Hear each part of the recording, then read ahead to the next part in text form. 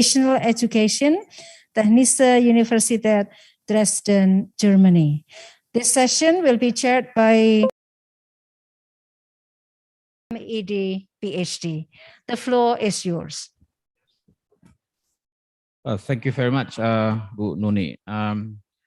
Ladies and gentlemen, good afternoon. I'm Basikin from Universitas Negeri Yogyakarta, and today I will be chairing the second plenary session. We have here a very outstanding speakers, Professor Thomas Kohler, and I think Professor Kohler has been very familiar with Indonesian. And the second plenary session will be about internship in industry. Dear participants, internship in industries has received an important and an increasing attention nowadays. In the context of Indonesian, internship has also been very interesting, particularly when the government introduced the Merdeka Belajar program. And today we have Professor Kohler that will be with us, sharing his perspective and conceptual framework about the implementation of internship in the industry. Professor Kohler is a professor at the Dresden University of Technology. He is also the director of the Media Center of Technische University Dresden, and also the managing director of the District of Institute of Vocational Education. Before I give the floor to Professor Kohler, I would like to inform you that today's presentation will be divided into two sessions. The first one is a 45-minute presentation, and the second one is a 30-minute question and answers. Now I will invite Professor Kohler to present his perspective and also the conceptual framework of the implementation of internship in industry. Please, Professor Kohler.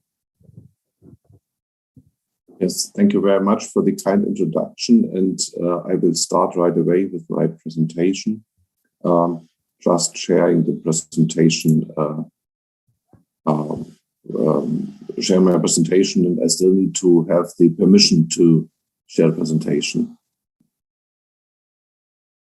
So perhaps the host of the session may allow me to share my presentation.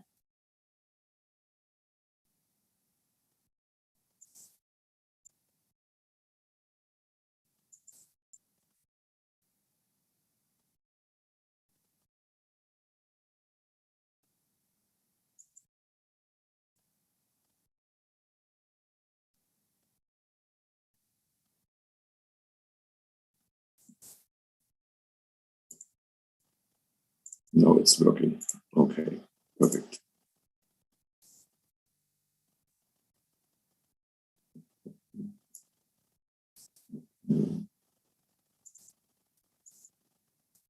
Now you should see my presentation full screen.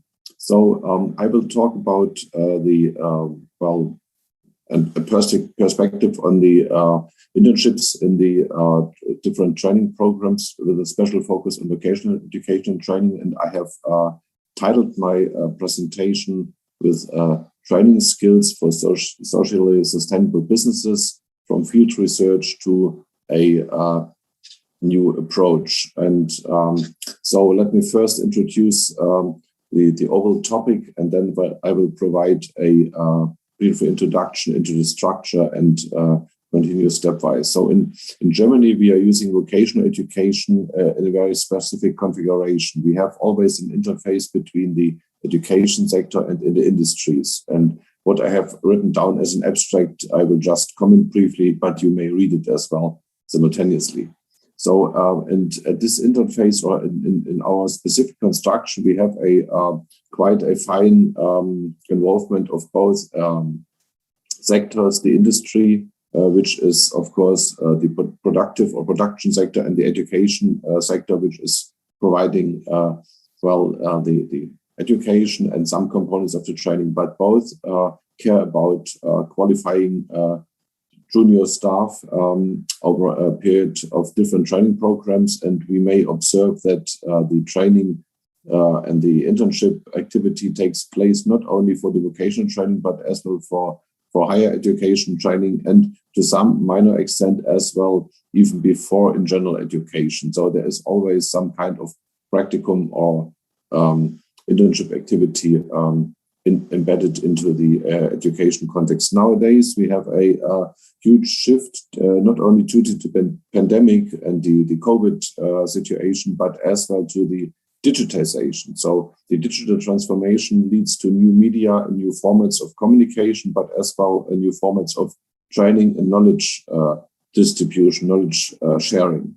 That means mainly that we learn and we are going to be trained not in so-called real-world situations, but with media-based or data-based representations in different media formats. And this as well challenges the situation of vocational training and internships due to the fact that on the one hand, we cannot travel into certain enterprises. On the other hand, we do not need to travel and to be mobile in a physical way. We can be mobile in a virtual way already.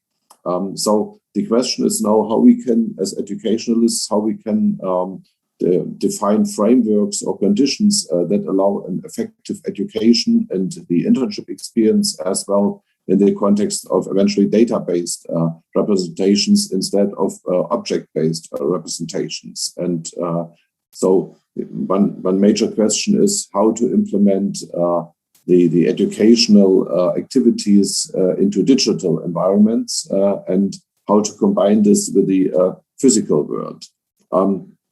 So there's further questions. What does it mean for the education experts like the teachers or the vocational trainers? Do we have them as well in their traditional roles, or do we have new type of experts or new supporters for those activities? And what we can observe is, on the one hand, that we have a number of other people, other roles coming from the industries who are going to be involved in the educational process.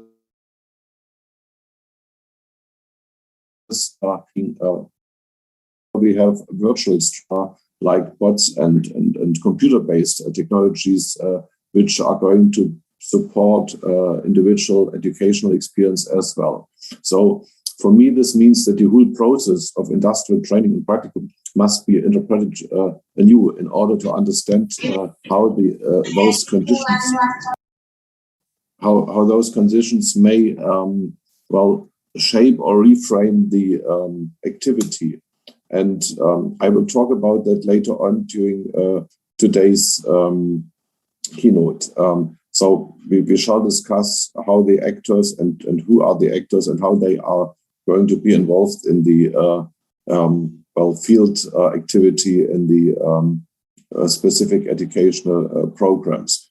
We have some theoretical approaches that come from media didactic theory that can be applied here in that context as well. So for me, as an education researcher, it is always important not only to have data, but as well to have a theoretical framework that allows us to understand more precisely and as well to predict which type of activity or behavior might be effective in order to reach a specific target, and as well what kind of practice needs to be trained among the education professionals and among the trainees or the learners. So what kind of or what mode of action should be developed and implemented.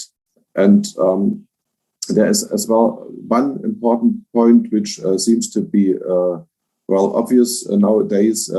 Besides the classical large-scale industries of a certain economic character, we have as well quite a growing number of different type of more social entrepreneurial industries or branches which call for networking. We have a number of professions that newly occur, like community keepers or other more social type of professions.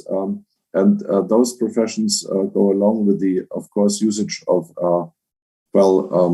digital infrastructures and networking activities, but they ask as well for different types of individual behavior and new collaborative practices in an overarching societal sector or different sectors. And so such new organizational type of development leads as well to challenges on individual, on organizational, and on societal level. And it seems that the knowledge society of the 21st century, which is somehow perhaps not fully digital, but quite a lot supported by digital technologies, creates and calls for new types of professional and economic thinking as well. And so one of the final questions I like to address in my presentation then is how and to what extent we may create appropriate programs at the interface between education and industry, which would as well allow supporting this type of social entrepreneurial thinking and the development of respective skills in the context of vocational, but as well higher education for a more social economy. So this is the overall topic I will focus on in the next, as you said, 40-45 minutes. And I try to be a little bit shorter because we are already a little bit late, but let's see. And I have structured my presentation into 5 major steps. So first of all, I will give some more detail about my background and the situation here at the University of Technology in Dresden, Germany, talking about research centers and some more recent research activities, just to introduce to you what the way of thinking and the way of activity in the context of technical vocational education and training research. Then I will highlight some trends in technical vocational education. So to set a focus on what is just going on and try to explain the meaning of digital technologies for especially the interface between education and industry, what is our major topic today. And finally, I would like to introduce a training program for social entrepreneurs, which we are just going to develop or to launch. It has been developed over the last 2.5 years, and it's going to be launched these days for social entrepreneurs for an independent study, because it's an open program. And then we will have time for the discussion, as you suggested, up to 30 minutes, of course. So let me start with the first point, talking about the background in technical vocational education and training. I'm coming from TU Dresden, which is a larger University of Technology here in Germany of quite a high profile. Even though we are University of Technology, or we are labeled as University of Technology, we are a full university, including mainly all domains, even medicine and philosophy, social sciences, and teacher training. And in Germany, we are the largest, by diversity of directions, we are the largest institute for vocational teacher training. So we have a special profile in vocational teacher training. And this dates back almost 100 years when the Pedagogical Institute at the TU Dresden has been founded in 1924. And since then, we are educating teachers in different branches, but there was always a strong focus on the vocational teachers and teachers for different vocations in the industry.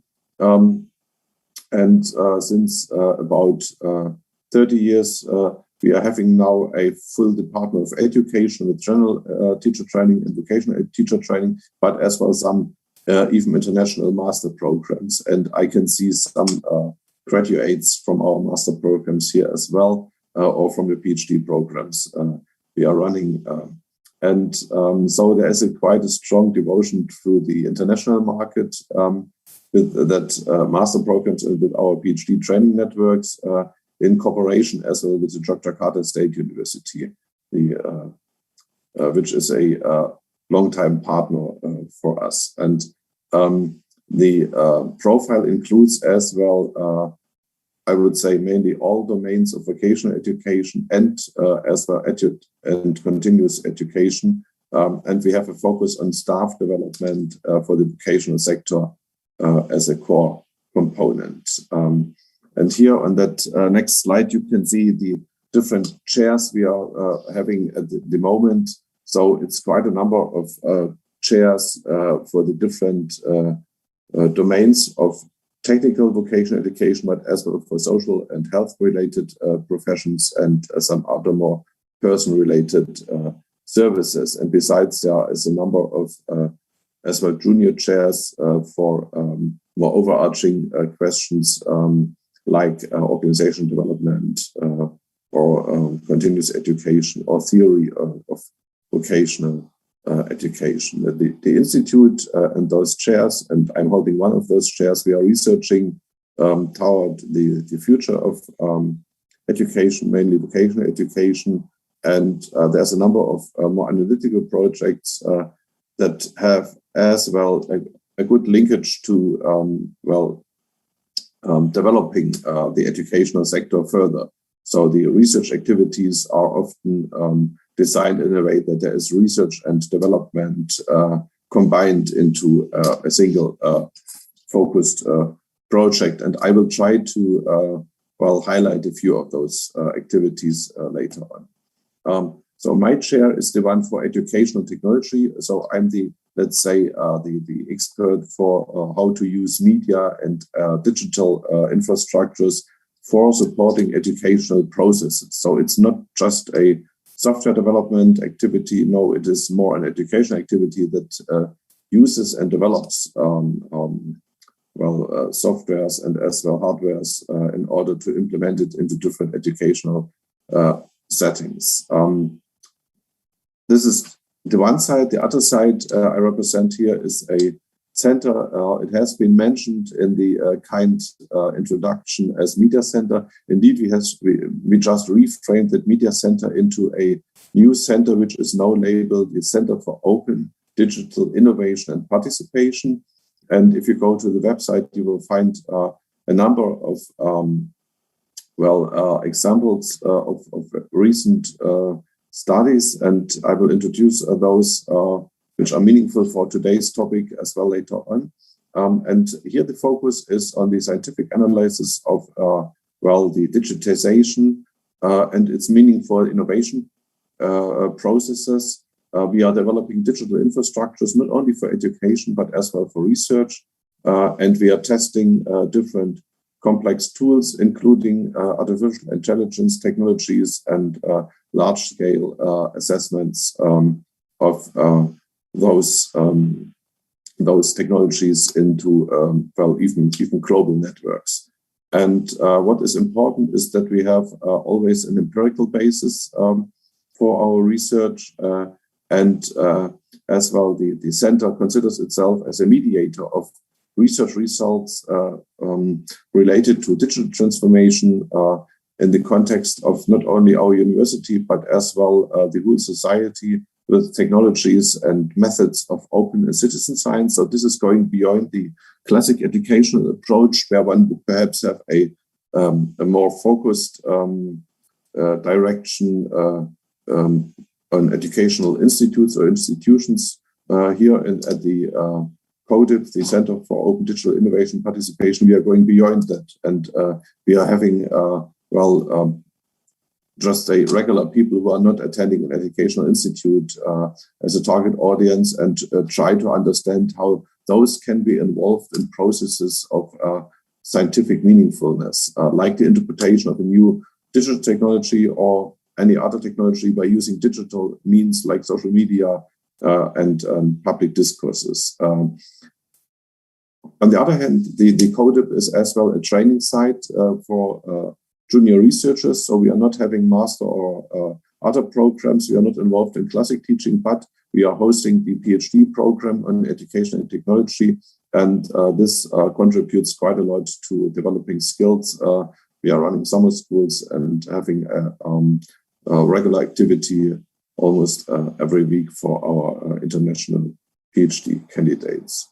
So now, after having introduced some of the background ideas, I like to briefly present some recent developments, grant-based developments that deal with the interface of open innovation and participation. So what might be approaches in order to bring together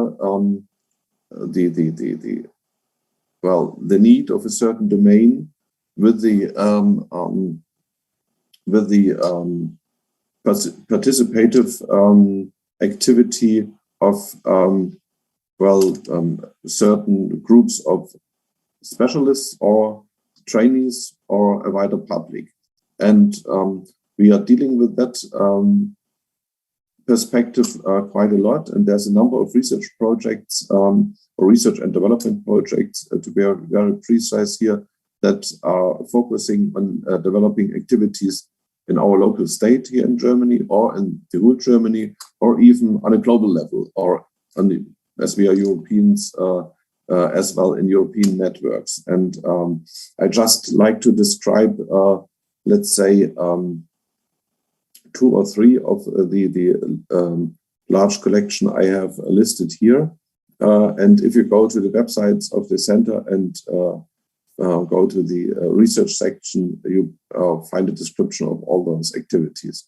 And let me start with a project which is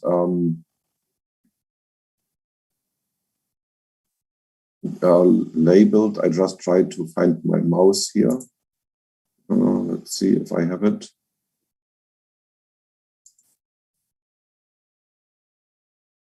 Yeah, here I have it. So let's try to start with the first one. This is Together in the Digital World, which is has been designed and as well got an award from our state of Saxony.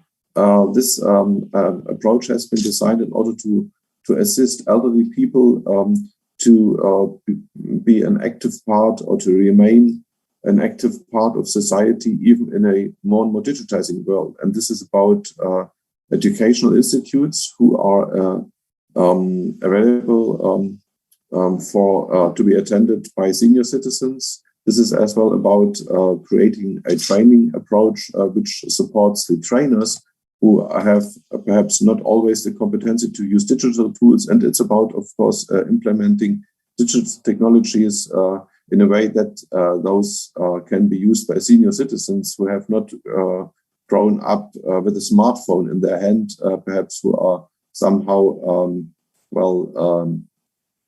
not enabled using this technology. So participation of that specific age group is eventually only possible if you find specific measures that they haven't learned at school and that are not applicable or that are applicable in a wider sense in the specific branch of society. Another project which we deal with is the project In Medias Res Without Borders. It's about the development, assessment, and the recognition of media competencies for media professionals and media social workers. And this is a European network which we partner with. And here we have developed an online training program for media professionals in social hotspots like cinemas, open radio stations, or youth centers, mainly professionals who are working with younger people, so not with senior citizens here, but with younger people. And however, as well, not a classic institute of education or classic place of education, but a place or a type of institution that has to deal a lot with media, with classic media, but still would have some hesitation in using digital media and social media for collaboration. However, the target audience, the young people of those institutes, they are quite keen on using social media for any type of collaborative social activity. And the question was then what formats to support the young people best, and what competencies are needed among the social workers and the media professionals in those institutes. And we have another one which I like to mention. This is a global project that deals fraction here, that deals with the developing of future-oriented academic curricula in teacher education in Europe and Asian countries for a next generation of higher education institutes. And here we have partners in Vietnam, in China, in India, in Poland, Spain, and Germany. So it's a global activity, and we jointly create a new and an updated approach for training future teachers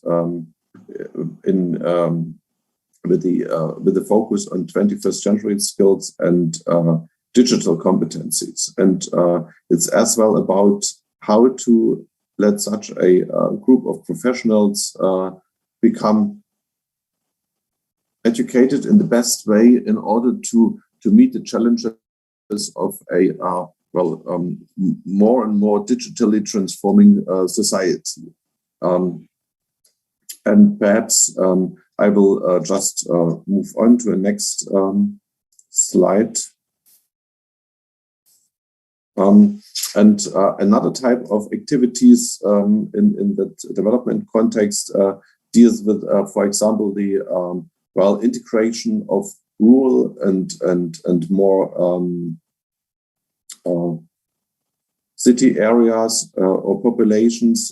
For example, there is one activity which is labeled regional justice, and we try to bring together people from urban surroundings and rural areas in the development processes of those areas, and in order or in a way that a fair integration of their interests is assured. And as well, this, of course, is running on the basis of specific skills among the staff who is responsible for this activity, and as well the introduction of technologies and tools which have not been used so far in such target groups or target audiences. And what you can see that there is perhaps a number of activities that go beyond traditional or classic teaching and education approaches. It is more about how to involve different actors of the society in general terms, with focused methods of participation, and as well enable them to collaborate and to co-construct the meaning of different sectors or within different sectors. Okay, so this is the research profile of the Center of Open Digital Innovation and Participation. It has to do a lot with education, but it's going beyond that. So now let's come back to the more classic education focus, and I like to talk about some recent trends in technical and vocational education. So on the one hand, I would like to highlight the aspect that the educational media technology has quite a inclusive potential. So it may allow crossing borders or involving people that will be excluded from an activity. For example, my today's lecture would not be possible without the video conferencing technology based on Zoom today, which has been not so much attended 2 or 3 years ago. It was something for experts, but it was not used in the wider society. Nowadays, it is a basic infrastructure for education processes or our academic and scientific activity we conduct today. However, if we see this type of educational media technology and its for sure inclusive potential, does a video lecture like mine today mean that it is open for any learner or any audience? I would say no, because it we need to have a certain level of infrastructure, and we need to have a good level as well of competency and skill. And what we could see nicely at the beginning there was some challenge with the opening the room for the video lecture, and this is something that would go far beyond the competency of a person who is not really trained and competent in that specific field. So if you would ask some friends, they would say, no, we could not understand how to deal with that. They would not be able to do so. So it means that it is not in any case fully inclusive. It calls, again, even though it has a great, it's a great offer for being more inclusive and more open. It is still a challenge in a certain way because it calls for renewed competencies and a different set of skills. And of course, this is a research topic as well. And last year we did a workshop at an international conference when we did compare the media technologies and its inclusive potential by inviting researchers from European and Asian countries. The publication is linked here, and you will find it as well, the workshop by ResearchGate. So this is one interesting trend. And another one which is important is that we have something like a datafication of all education activities. So when we are going to use platforms like Zoom, or when we are just using digital educational objects, then of course this goes along with a number of data, and it's fully digital, meaning that there is data which is containing or defining the digital object, but as well there is data which is going to be produced while we are interacting with the platforms. And not only for the recordings, but as well when opening up the screen and interacting with the presentations or with the videos or whatever piece of digital educational material. And that means that our education activity is somehow continuously monitored. And on the other hand, the data that is going to be produced during that interactivity could be used and is more and more often going to be used for kind of feedback processes, and as well in order to produce kind of individually tailored learning support, for example, assisting the teachers, but as well in situations where we are without a teacher, then we can learn individually, and the technology does somehow adapt to our individual needs if it works well, in a quite nice way, which would go beyond what a teacher could do, especially when it comes to the supervision and support for larger groups of educational participants. So what does that mean for interpreting technologies, educational technologies for technical vocational education, and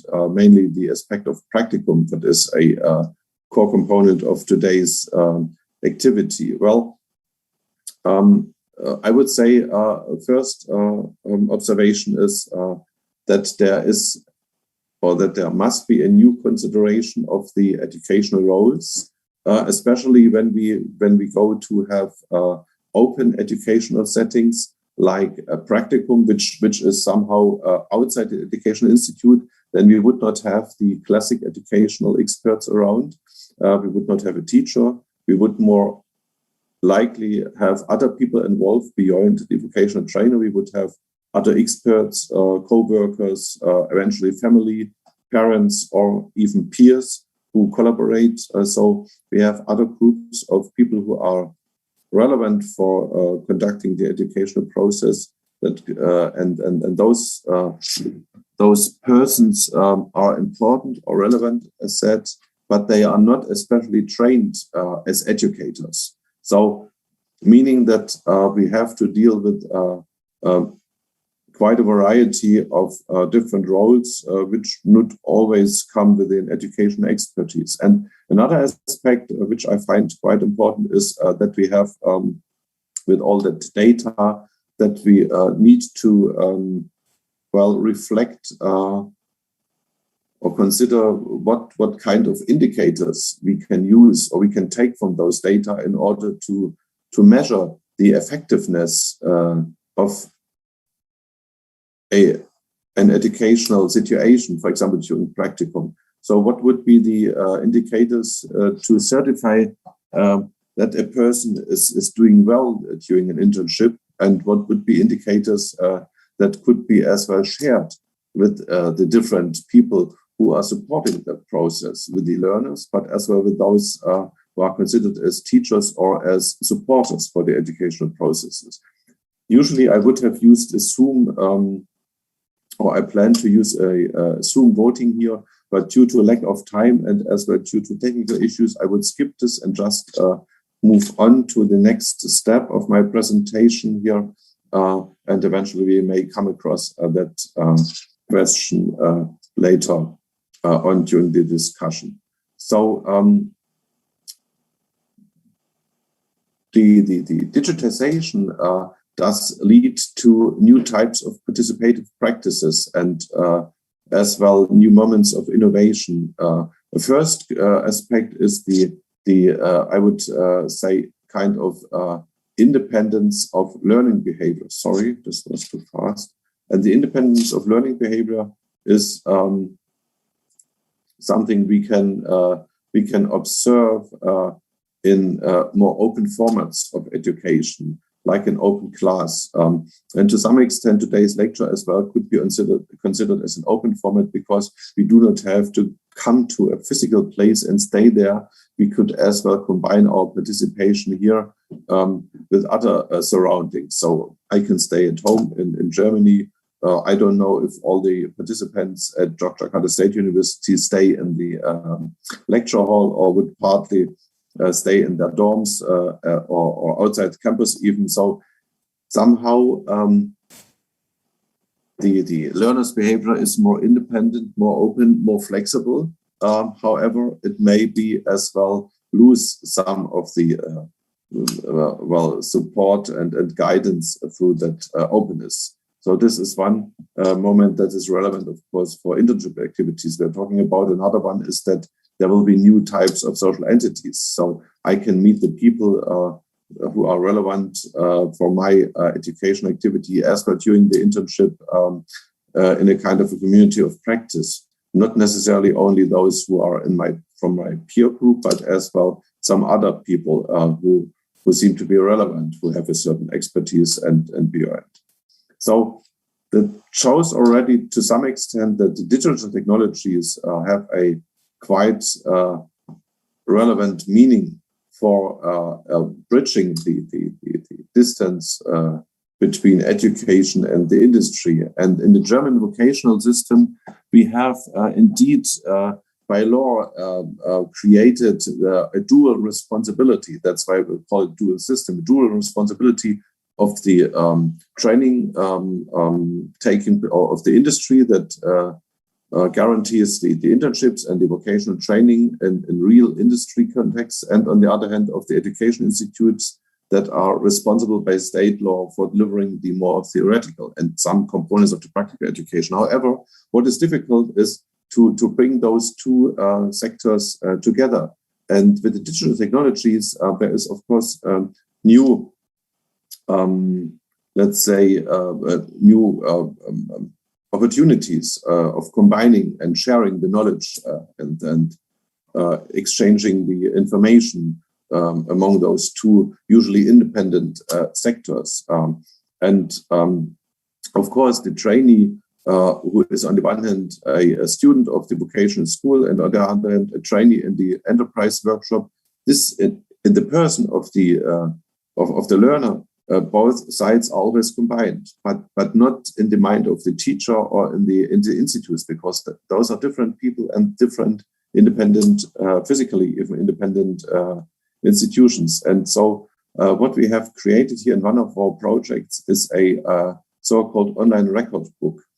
That's usually a trainee, when he or she comes to the industry workshop, needs to complete a record book each day or each week and just record on a paper pencil basis, as it was what she or he has done so far in the workshop, and then at the end of the week or even at the end of the education program, this record book must be presented to the examination board as an evidence that all mandatory activities have been completed, and only then the student would be allowed to do the final examination. And we have converted the paper-based record book in an online technology, and what you can see on the screenshot is how it looks like. So there is some data inserted by the student, and there's automatically statistic generated. I will have a next screenshot later on. And so this record book helps to improve the quality of the measurement, and as well it provides some kind of statistical data which through a web interface become available for all the involved actors, not only for the learner, for the student, or from time to time for the teacher, but in a continuous way for all those involved on the industry side and as well on the training side. And this creates a new quality of data. And meanwhile, this is going to be used in several hundred enterprises throughout Germany in order to measure the competency development over time in a much more reliable way, and as well creating a larger database for providing a background for an individual decision. So I can see, for example, as a teacher or as a vocational trainer, I can see if a single student is performing different compared to other single students or trainees, and by this better data, we can then see, well, to what extent, and here we have a next screenshot of the record book, to what extent the student has already completed a certain amount of activity. And we can see, it's in German language, unfortunately, the interface here, we can see that 30% of our enterprise-related and technical communication has been completed of the 100% needed at the very end. But for example, and here we have already 70% completed, and it's measured in hours and as well in percentage of the overall amount of time demanded for conducting specific activities. So we see that we can use information technologies and new type of tools in the education process in order to bridge the eventual gap or to serve as an interface, as a data-based interface in between the vocation activity in Practicum and the learning activity in the school. So this is indeed a fine development. And let me just jump over to a next program we are just recently developed. This is the T3W Open Training Program for Social Entrepreneurs. And here the basic question is that we wanted to have a focus on implementing the skills or training the skills and implementing the knowledge developed from the vocational or higher education into more type of socially sustainable businesses. So not in the classic industries, but in social business sectors. And we found out with a group of colleagues from different European partners, including a larger business network, that there is not enough knowledge or not enough curricular elements available for the pupils and trainees in different educational programs.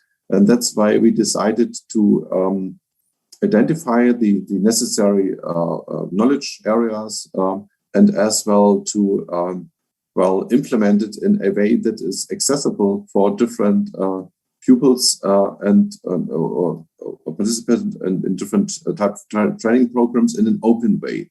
And so we decided to create a massive open online course, MOOC, which is then delivering a new type of curriculum for assisting young people developing entrepreneurial skills related to the social sector. And of course, this is relevant for both, for the vocational and for the higher education training sectors. And we can have a brief look onto the website of that project, which you may find under the domain address thethirdway.eu. And I try just to go to that website and hopefully I just restart my screen sharing just in order to be sure that you can see it. We have then defined 9 open courses which are already available that deal with funding activities. They call it governance and leadership, but as well with some impact and financial management, and as well the project management and business startup activities. And those units have been defined in a way that they would serve those into a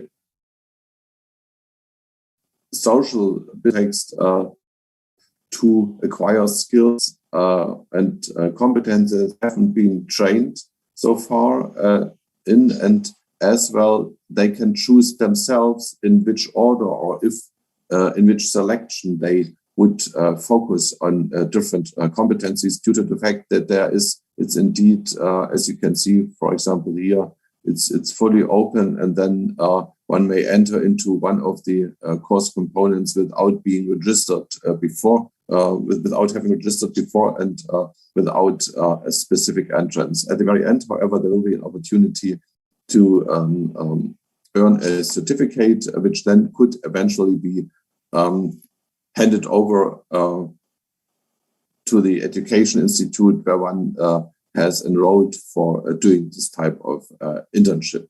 And so the idea is as well to link by using this type of training approach the internship activity in a new way to the overarching educational program one has attended. So now I'm switching back to my presentation.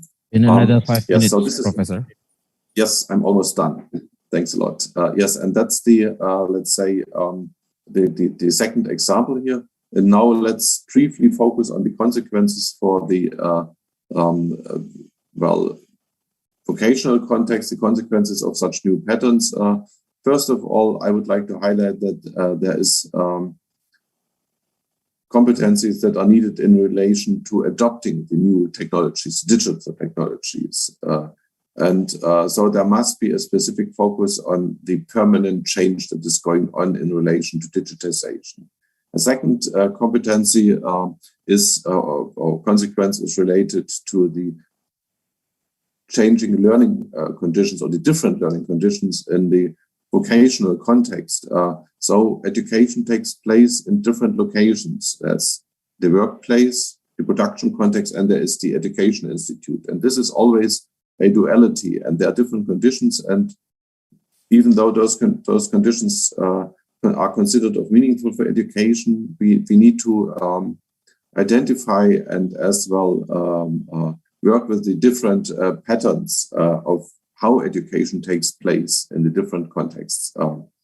Then we have quite a moment of virtualization taking place in education. So as we see throughout the pandemic, education experience may take place even without a physical embedding, at least to some extent. It's a challenge, I know, but this is it's a strong development. Education becomes somehow deformalized or deinstitutionalized, becoming independent. The activity more and more often on the basis of just digital media, and this goes along with the creation of or with the need for new types of measurement. So if there is no class and no teacher who is collecting, let's say, the homework, then how can I measure what kind of opportunity do I have to collect data that confirms that a certain learning progress has been reached? And Finally, I like to say that this challenges as well the overall configuration of learning or of educational systems and educational institutes, developing further into formats of open and micro learning that can be nicely embedded into everyday life and workplace settings, which has as well a meaning for linking education to the needs of the wider society. I would say our conference is demanding, and I would like to invite you to continue the discussion, perhaps for a few minutes still now, but as well afterwards. We are running several conferences in Europe, which will be most likely be completed as well next year in a hybrid character. And why not talk about, or why not consider submitting a paper or kind of contribution to this type of discourse to one of those events. So thank you very much for your attention. And now I'm ready for answering your questions. Thank you very much, Prof. Kohler. I think that's very inspiring presentation, and I am amazed with the sophistication of the information that Professor Kohler already provided. There are a number of items that I can highlight before we come to the question and answers. The first one is the emerging trends of teacher training, and also that brings consequences and the technical and vocational education.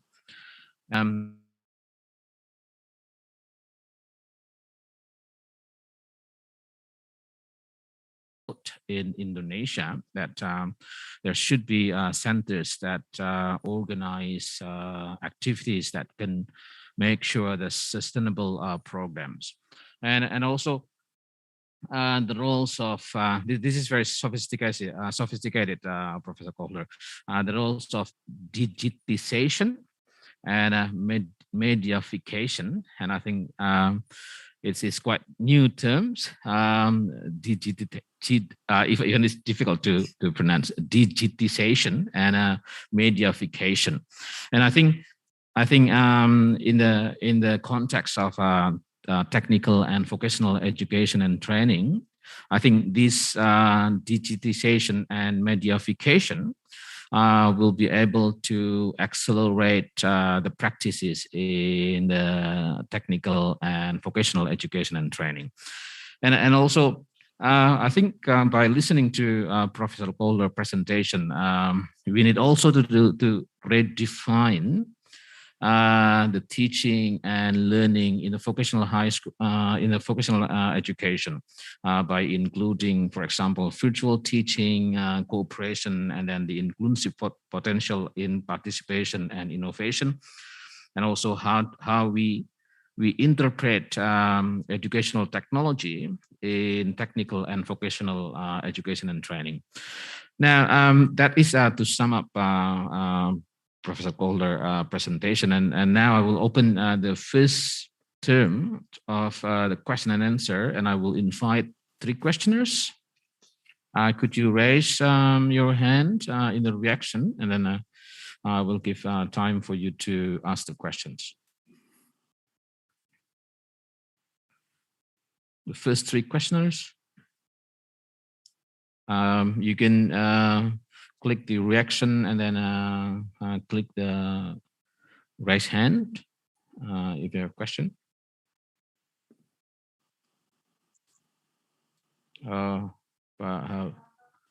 Okay, the first one is Pak Hartanto. I cannot see the hand raising. Pak Hartanto, and the next one.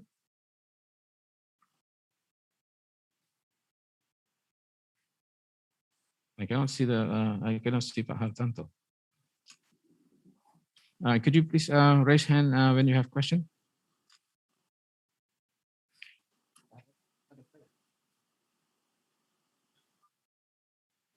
Oh, okay.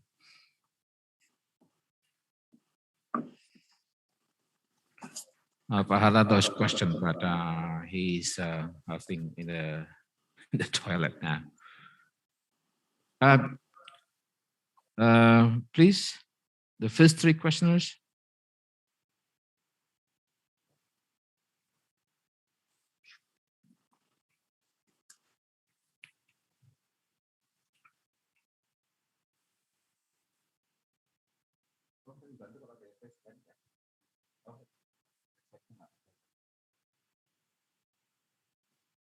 Oh, okay. Mr. Afri Yudantoko. I think it's time for you to ask the question, please. Yeah. And introduce yourself. From which university or schools? Yeah. Thank you very much for the opportunity for me to have a discussion session. Let me introduce myself. My name is Afri Yudantoko. I come from Indonesia, from Universitas Negeri Yogyakarta, but actually I live in Germany right now, in TU Dresden. And in this case, I point out to kind of things that interesting for me. It's about independent learning and also online record book related to the collaboration between industries and education for conducting, let's say, internship. In independent learning, students could manage their learning independently whenever, wherever they want to achieve the desired learning. So in this case, the lecturer need to facilitate them in order to achieve the learning outcome. And on the other hand, the online record book that you have already said, you have already presented, it's about a list of work that students have done in internship program in each day. So what's about your opinion if two kinds of item we could combine? I mean, if education and industry has, let's say, an agreement to conduct a project, a problem solving project to solve some problems in industry during the internship program, and we as educational practitioner provide a platform or something like we say interface, digital interface, to help and monitor the students in order to do their internship for solving the problem in industries. So what's your opinion about it? But because I think it's like an opportunity to bring the digitalization into the collaboration between industry and education, because let's say I focus on this kind of issue related to how we could bridge industries and education to equip students with meaningful skill that are relevant for today's event. Thank you. Maybe just like know about your opinion. Okay. Thank you very much. Thank you. Okay, you can directly answer the question, Prof. Kohler. Okay. Thank you very much for your comment, Mr. Yudantoko. We know each other as and usually have been working at the Yogyakarta State University. So it is indeed, it's a challenge that you exactly described, that how educational competence in educational framing becomes effective in different internship contexts and as well in the continuous development of skills in the enterprises. And so it is first, it calls for bringing in educational experience into the enterprises. There might be different ways. And this goes along with digital technologies to one extent, or may go along with that. On the other hand, it as well calls for supporting the learner in order to self-monitor and to self-reflect their own development. So if I create educational situations that are outside the classroom, where there is no classic teacher, a way which may observe and protect and develop a pathway for the educational behavior, then of course I may predefine or consider other measures that support the learner in its educational activity. And eventually the learner takes over then more responsibility in such an open situation. This is perhaps not useful for every learner and not on every stage of education. So if I have a a very young learner, a very unexperienced learner, and let this learner conduct a certain activity in industry, this would be risky. So, or would be impossible. Yes, because knowledge and skills are not there yet. However, not all countries would work in the same, or not all education systems would work in the same way. So, for example, in the German context, and I think it's the same in Indonesia, one needs to have skills and vocational education, which is going to be confirmed by a full degree before working independently.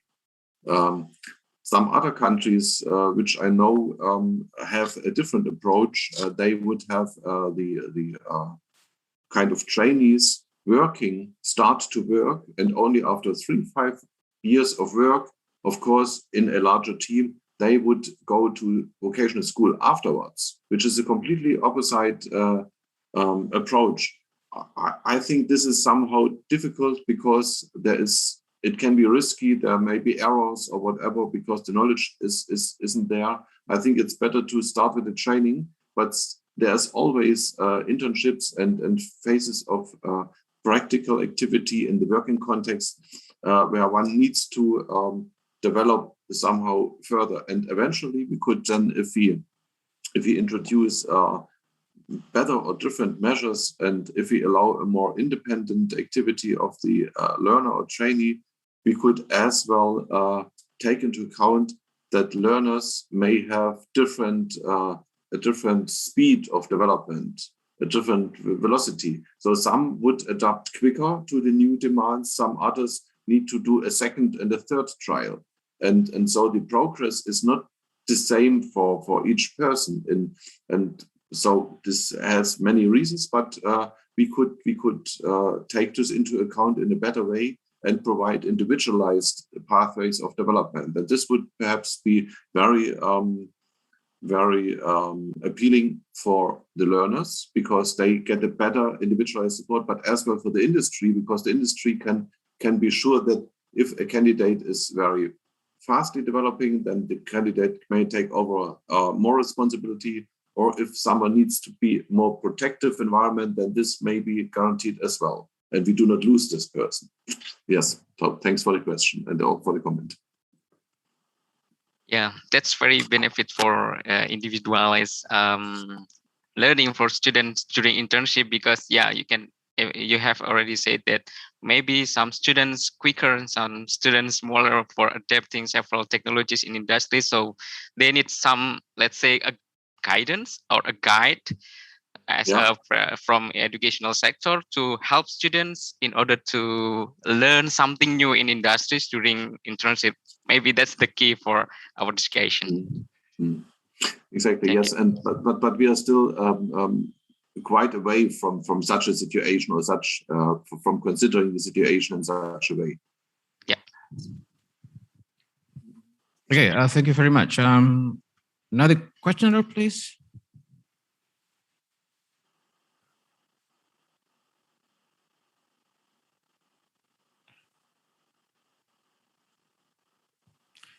Well, while waiting for the questioner, Professor Polder, I am actually curious. You have been quite familiar with the technical and vocational education in Indonesia, and you are talking and you are presenting such a very sophisticated conceptual framework in the implementation of collaboration between industries and educational sectors. So, in your opinion, how is the readiness of Indonesia to implement such a concept? That's a good question. So thank you very much. It's not completely easy for me to answer because my knowledge is perhaps not really specified in all the different branches. But what I can see from a, let's say, more bird's eye perspective, with not enough focus on all the details, is that on the one hand, there is a strong devotion toward vocational education training in Indonesian education and economy, which is a very positive thing, that there is a fair consideration of the meaningfulness of technical and vocational skills.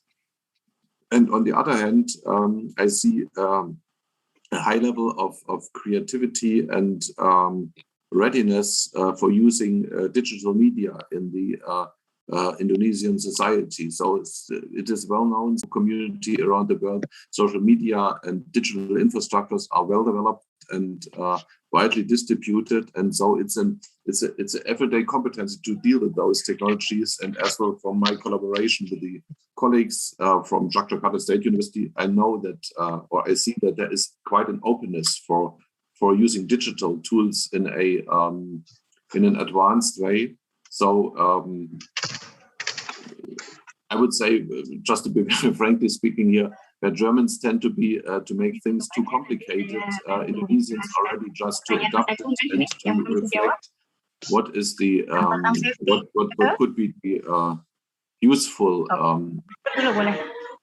meaning of such a tool, and this readiness creates a fine entrance into implementing further measures just surrounding the vocational education and training context, leaving the educational institute, and as well working in the industry context. Yes. And what is perhaps somehow limiting is that a number of the education takes place in the workshops, in the vocational training centers at school, and there could be stronger involvement of the industry partners. And what I try to describe with my lecture today was we should not, or we don't have to purely focus on the classic technical industries. We should as well have a stronger focus on social sector activities, and there is a new type of economy and economic behavior arriving or has already arrived for the younger population. So they're using social media platforms like Instagram for marketing new type of products and for interconnecting with their customers. So there is new type of economic activities as well. And I know some interesting cases from Indonesia as well, with a high level of social and ecological responsibility. So there seems to be kind of new bottom-up approach, and this may lead to new type of industries and as well good levels of individual competency by using digital technologies quite a lot. So thank you for your little challenging question.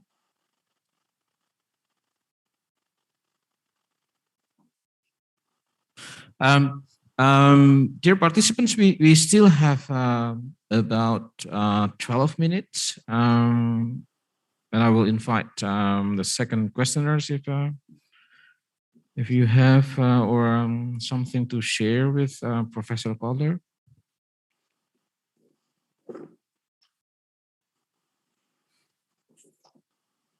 And Professor Calder has already informed you about very interesting conferences in 2022. So I think there is about a year to prepare for a paper, and interesting paper to share with.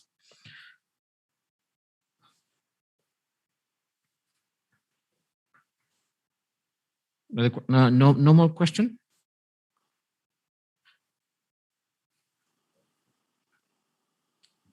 Okay, yeah,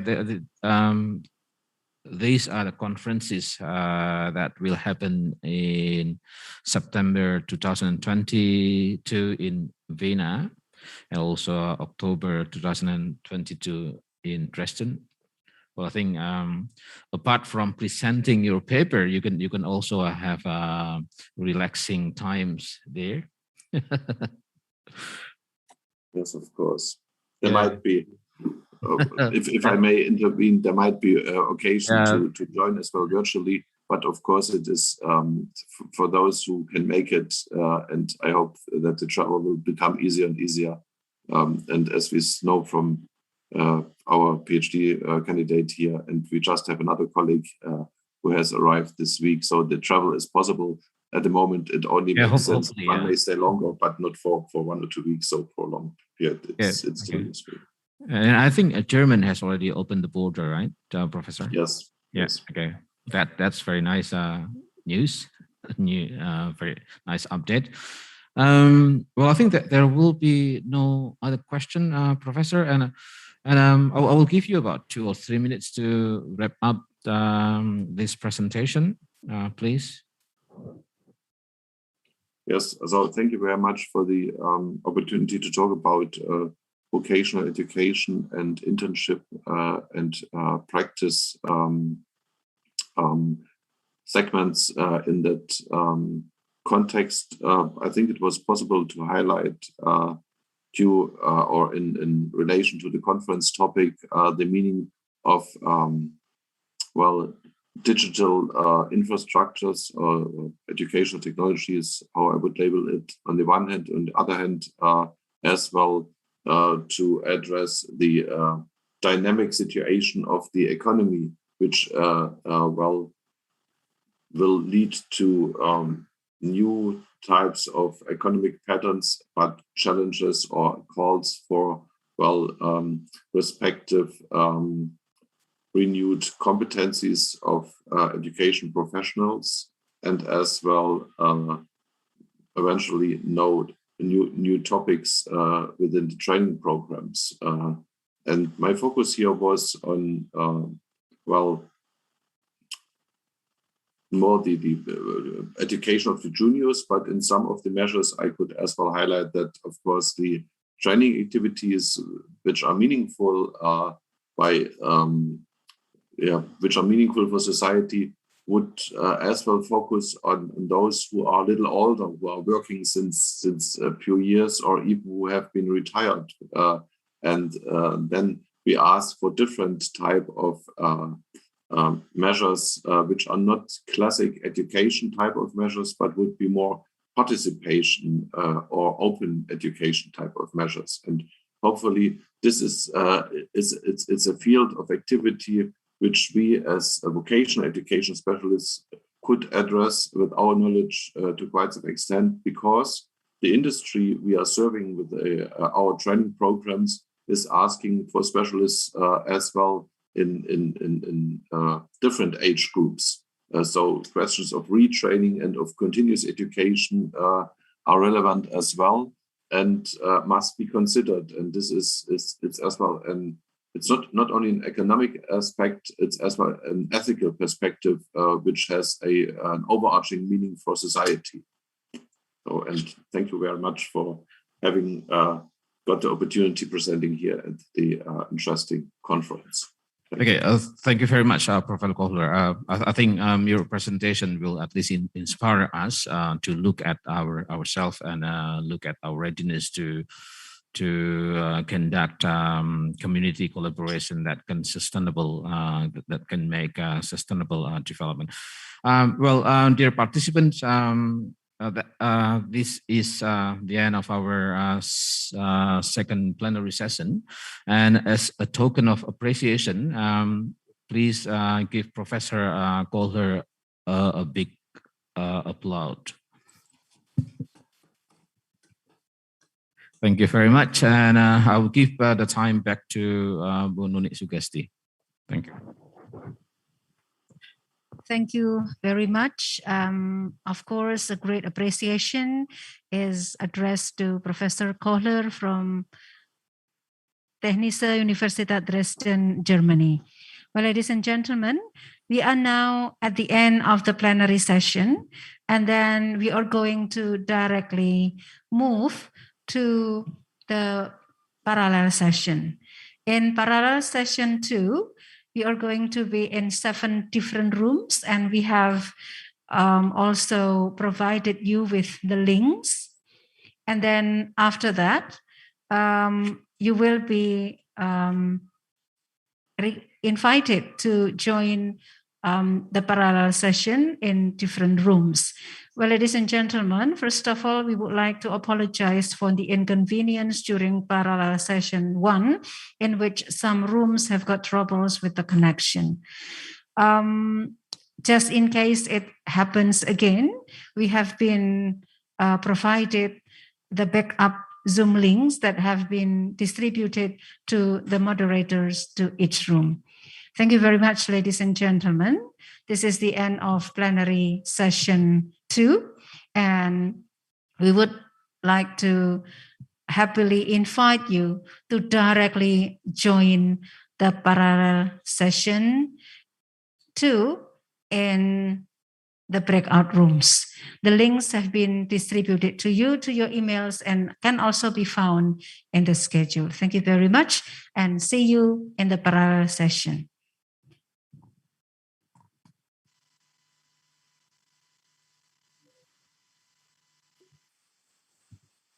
So can we leave out from this book? Can we leave out from this link? Then we do the new one. Yeah, Bapak and Ibu, you are invited to leave this room, but we will not close this room just in case something happens with the parallel session Zoom link. So we will be here in this room, and just in case you have a problem with the links, just enter this room again, and then we will guide you to the link. Thank you very much. You may leave and go to the parallel session rooms. Thank you very much. Okay, thank you.